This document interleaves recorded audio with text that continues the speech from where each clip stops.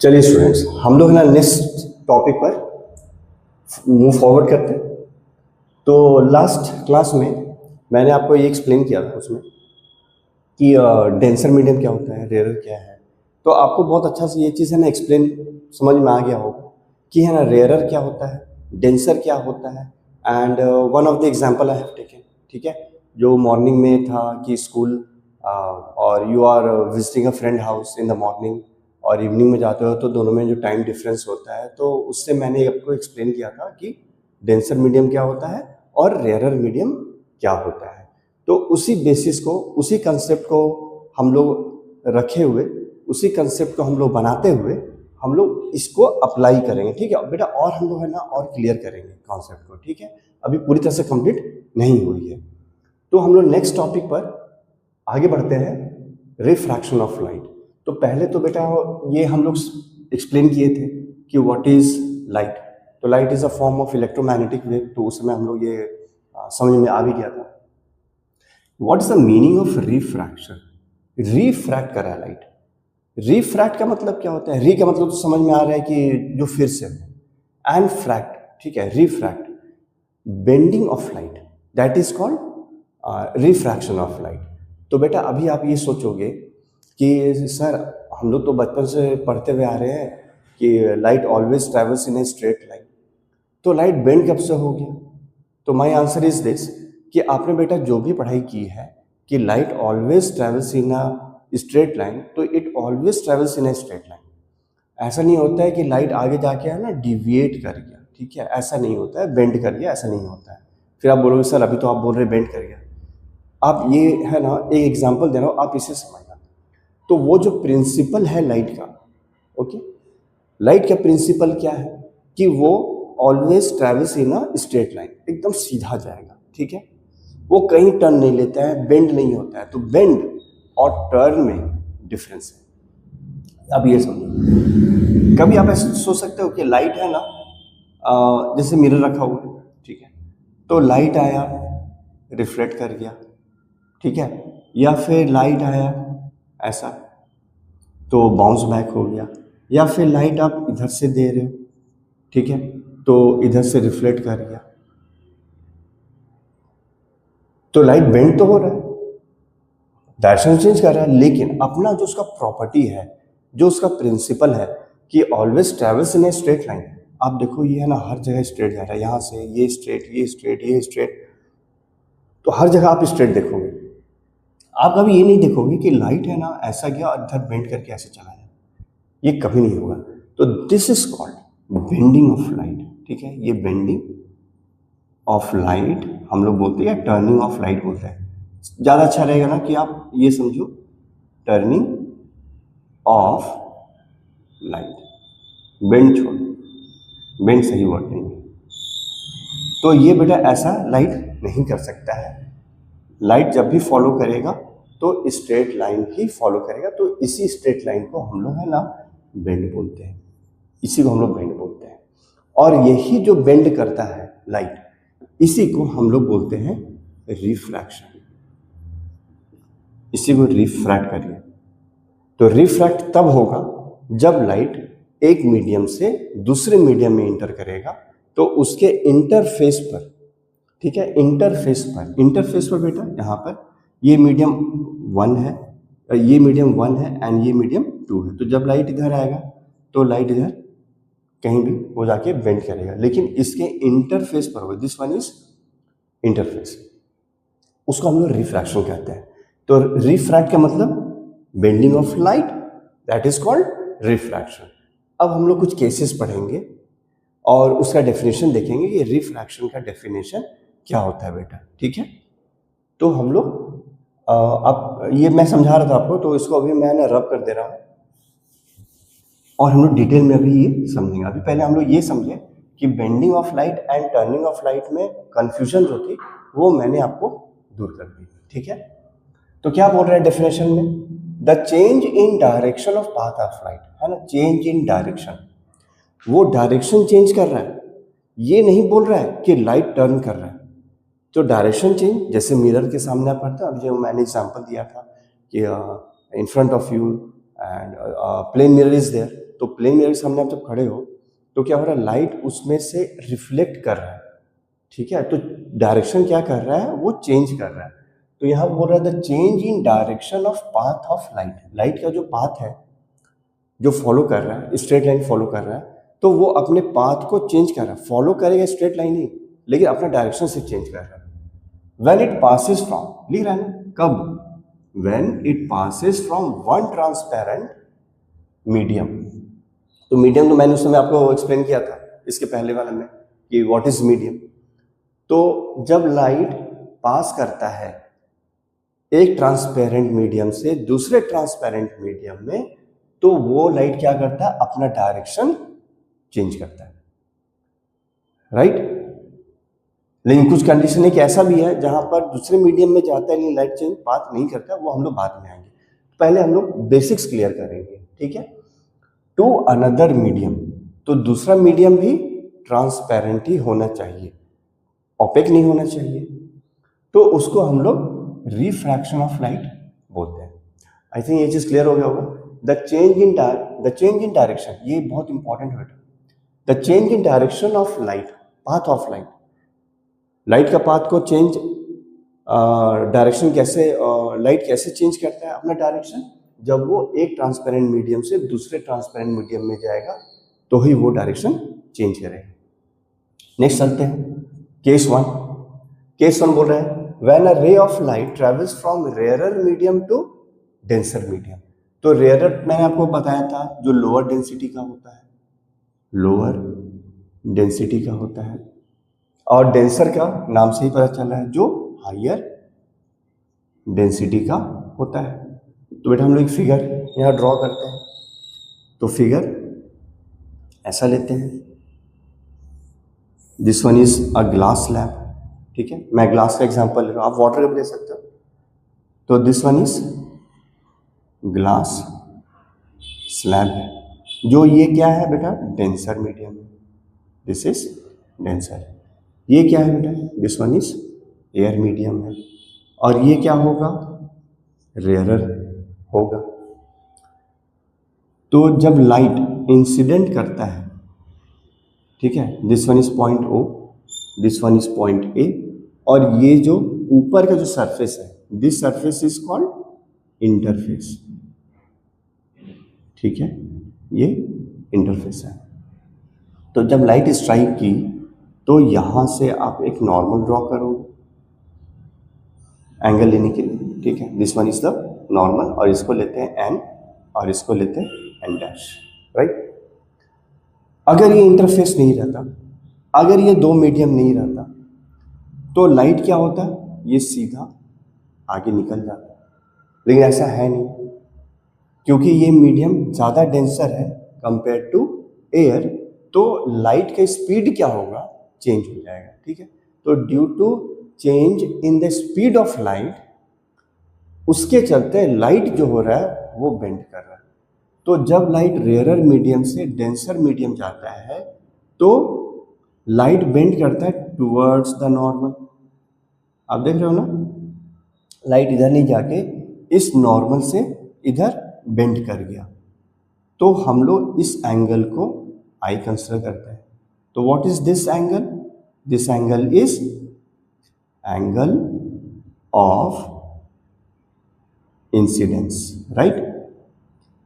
और ये जो एंगल है बेटा, नॉर्मल से इसको भी लिए, this one is incident,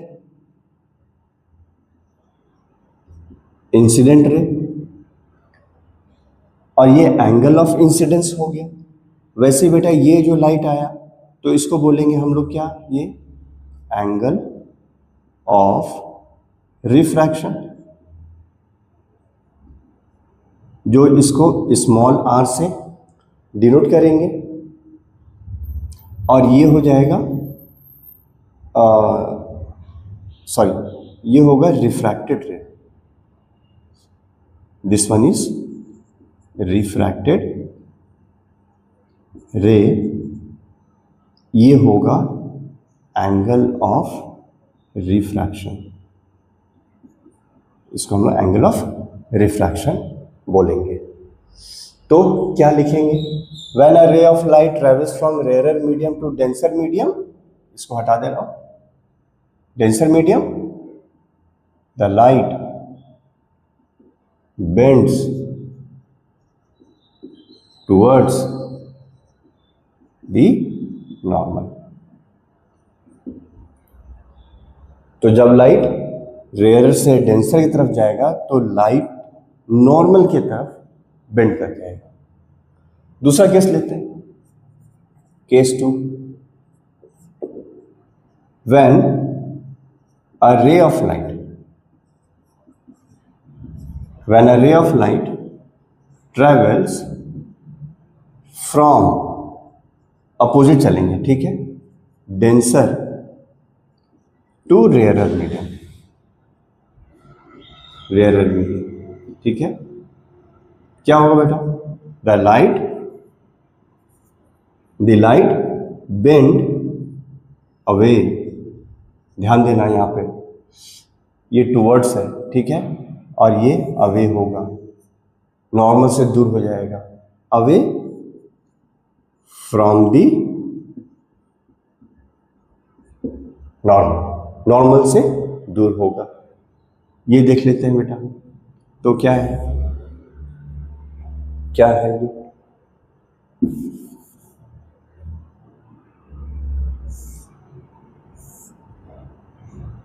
same condition लेते हैं, एक ग्लास स्लैब है, ओके, ग्लास स्लैब है,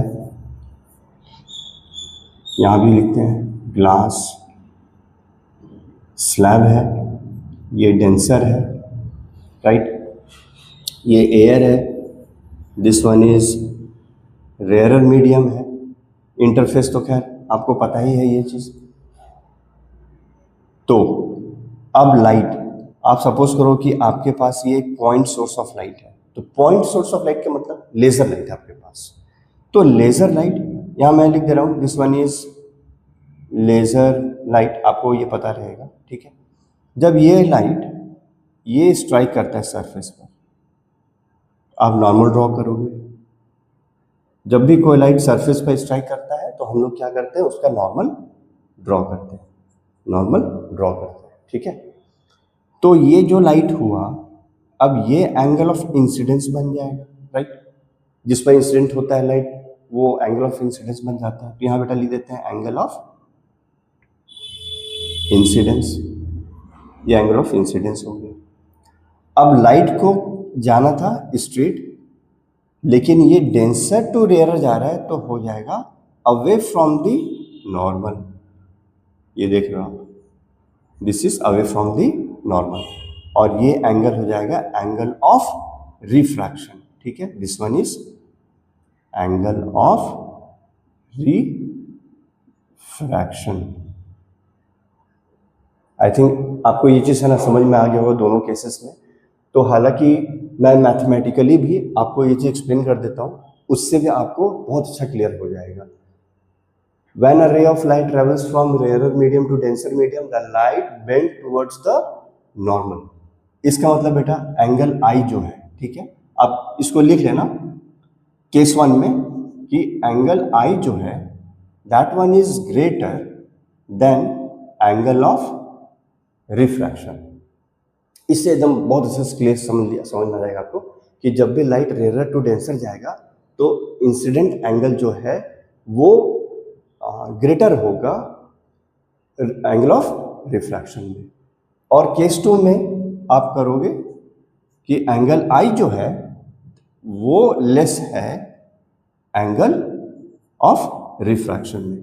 ये आपका ऑब्जेक्टिव में, ठीक है, most of the cases objective में ये पूछता है बेटा कि अगर रेयर टू डेंसर जा रहा है या डेंसर टू रेयर जा रहा है तो दोनों ही केसेस में कौन सा ऑप्शन सही होगा, ठीक है।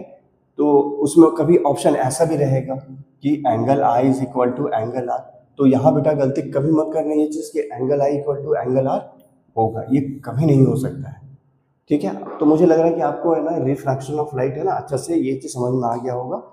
तो आप इसका स्क्रीनशॉट ले लो, आपको ये नोट्स लिखने में ना बहुत आसानी पड़ेगी, ठीक है। तो few seconds I am giving you, तो उसको वीडियो को पॉज करके आप इसका स्क्रीनशॉट ले लें।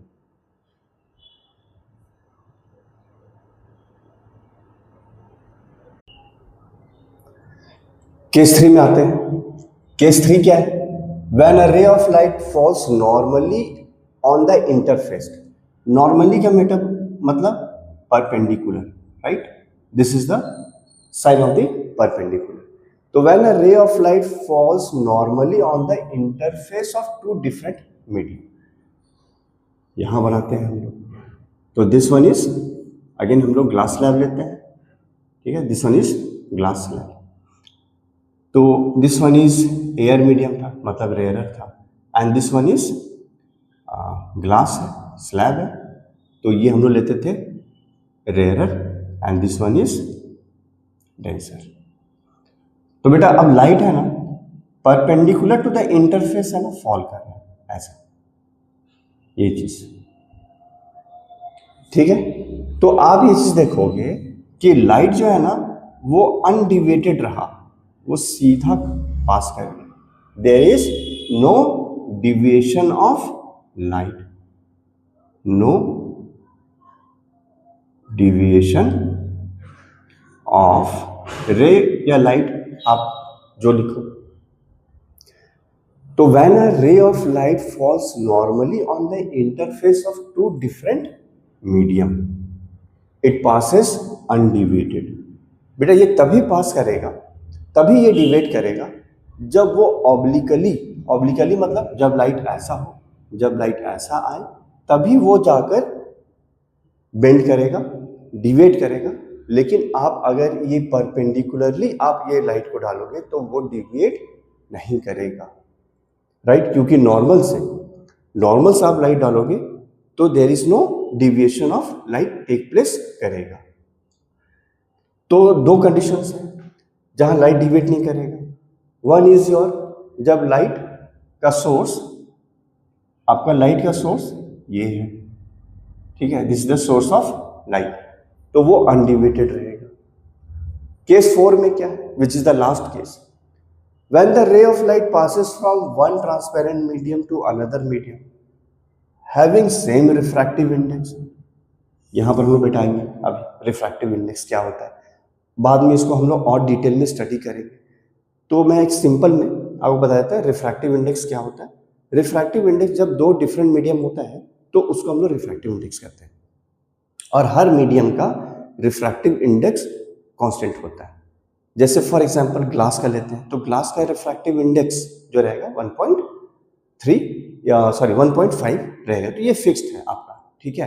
तो वो हम लोग है ना डिटेल में पढ़ेंगे रिफ्रैक्टिव इंडेक्स का मतलब क्या होता है।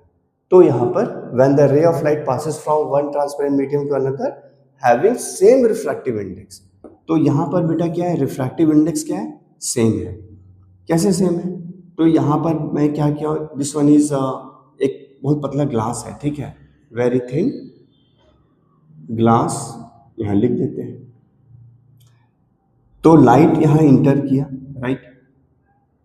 तो this one is also air and this medium is also air, तो दोनों सेम मीडियम हो गए। या फिर आप दोनों वाटर रखो, एक ही बात रहेगा, ठीक है? And this is a very thin glass, ठीक है, विच इज नेग्लिजिबल थिकनेस की ग्लास है।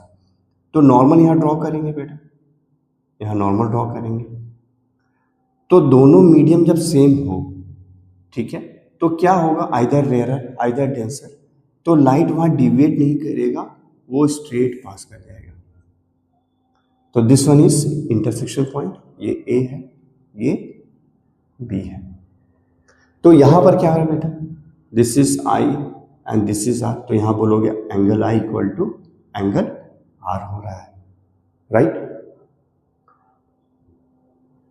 तो मुझे लग रहा है ये चीज आपको है ना क्लियर हो गया। तो एक्चुअली बेटा मैं आईसीएससी को पढ़ा रहा हूँ, ये चीज आईसीएससी में कंसेप्ट बता रहा हूँ, लेकिन एक्चुअली देखा जाए ना, these are the basic concept. ये आईसीएससी के भी स्टूडेंट और सीबीएसई के स्टूडेंट ये दोनों कर सकते हैं, दोनों के है ना बुक में रहता है, दोनों के सिलेबस में ये चीज है। तो मैं ये है ना बेसिक्स है ना आपको है ना एक्सप्लेन कर रहा हूँ। ये कोई भी ये चीज कर सकता है, चाहे वो 8th स्टैंडर्ड के स्टूडेंट हो, 9th के हो, 10th के हो, 11th के हो या 12th के हो, कोई भी इस लेक्चर को है ना अटेंड कर सकता है, कोई भी इस लेक्चर को है ना स्क्रीनशॉट लेके उसको पढ़ सकता है। ये मैं बेसिक कंसेप्ट बता रहा हूँ फिजिक्स का, ये आपको हर जगह मिलेगा, वो चाहे किसी भी स्टैंडर्ड का हो। These are the basic things that a student should know, उसको पता होनी चाहिए ये सब चीज़। तो ऐसा नहीं है कि if I am teaching ICSE तो this is only meant for ICSE students, ऐसा नहीं है। कोई भी स्टूडेंट, चाहे वो ICSE स्टूडेंट हो, CBSE हो, स्टेट बोर्ड हो, वो किसी बोर्ड के स्टूडेंट हो, ये चैप्टर तो बेटा हर क्लास में है ना मिलता ही है, और ये आपका बेसिक्स है। तो ये 4 केसेस अगर आपका क्लियर है तो I think there is no problem that afterwards you are going to face, वो सब चीज़ आपका मैं क्लियर कर दूंगा, ठीक है। तो इसको आप स्क्रीनशॉट लेके आप इसका नोट्स है ना बना दो। राइट में कौन कौन से टर्म्स आते हैं, तो ऑलरेडी आप लोग इससे फेमिलियर है टर्म्स का। इंसिडेंट रे, रिफ्रैक्टेड रे, normal, angle of incidence and angle of refraction, तो ये 5 टर्म्स है।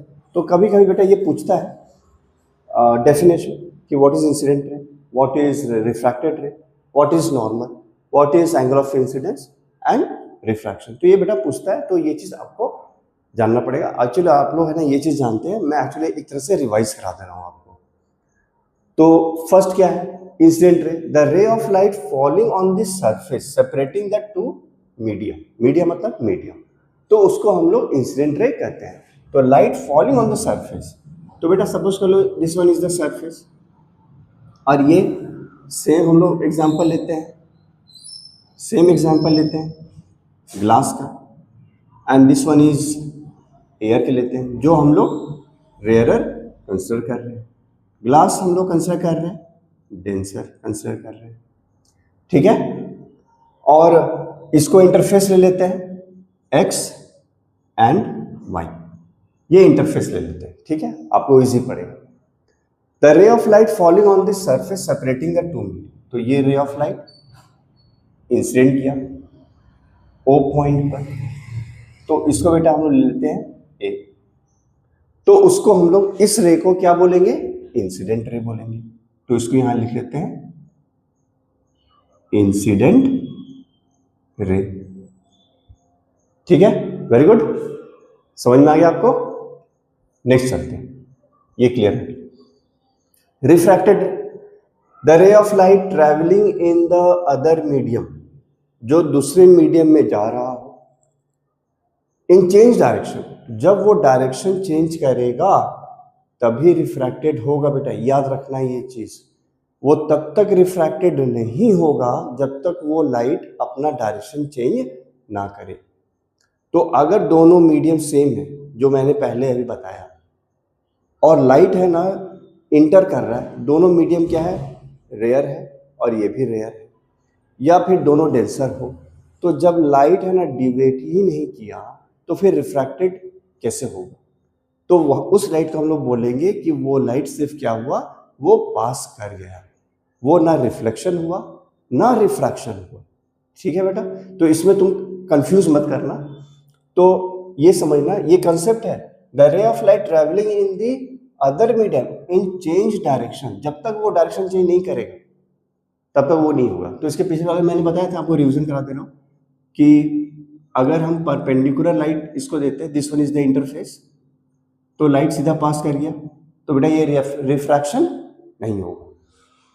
और दूसरे में मैंने दिया था कि x और ये y इंटरफेस था और दोनों मीडियम सेम था, this one is air and this one is also air, तो लाइट है ना सीधा पास आउट कर गया था, तो ये भी रिफ्रैक्शन नहीं होगा। रिफ्रैक्शन का मतलब ये होता है बेंडिंग ऑफ लाइट, ठीक है, तो यहाँ बेंड नहीं कर रहा है, तो इसलिए दोनों केस नहीं होगा। यहाँ पर क्या कर रहा है, दोनों अलग है, this one is air, this one is glass, तो बेटा यहाँ पर क्या होगा, लाइट बेंड कर जाएगा। और ये पहले हम लोग क्या करेंगे, पहले हम लोग नॉर्मल ड्रॉ करते हैं एन डैश, और तब लाइट क्या होता है, ये बेंड कर जाता है। तो दिस वन इज रिफ्रैक्टेड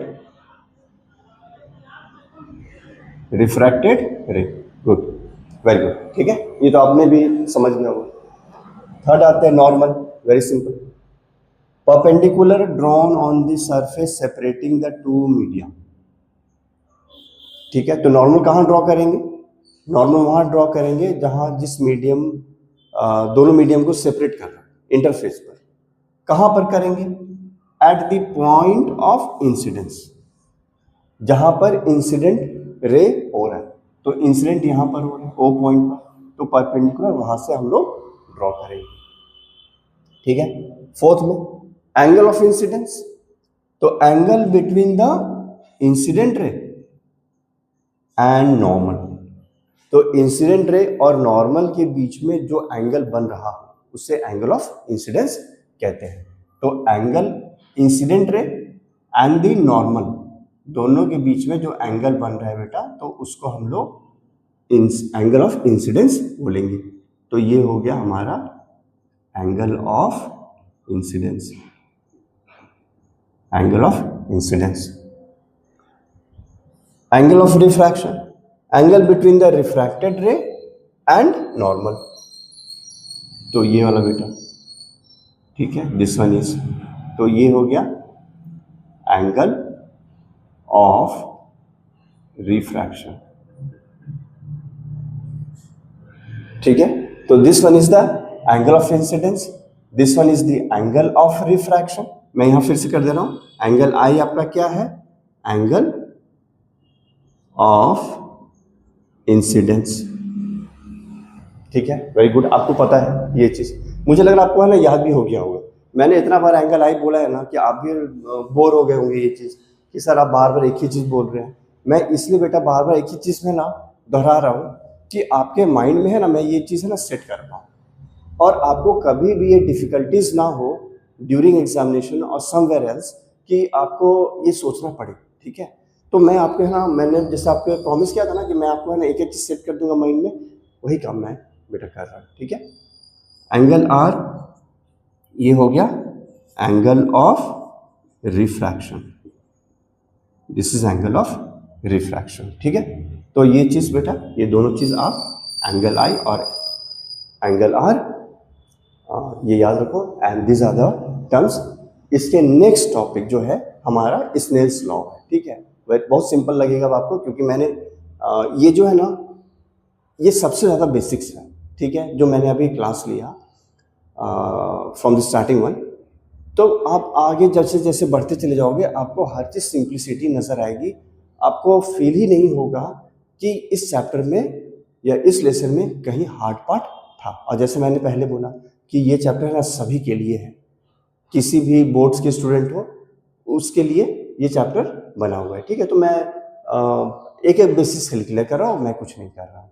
ठीक है बेटा, तो इसका आप फिर से स्क्रीनशॉट ले लो, इसके नोट्स बना लो, and this notes are extremely important for you. ठीक है, तो मैं आपको ये टाइम दे रहा हूँ, यू जस्ट डू इट।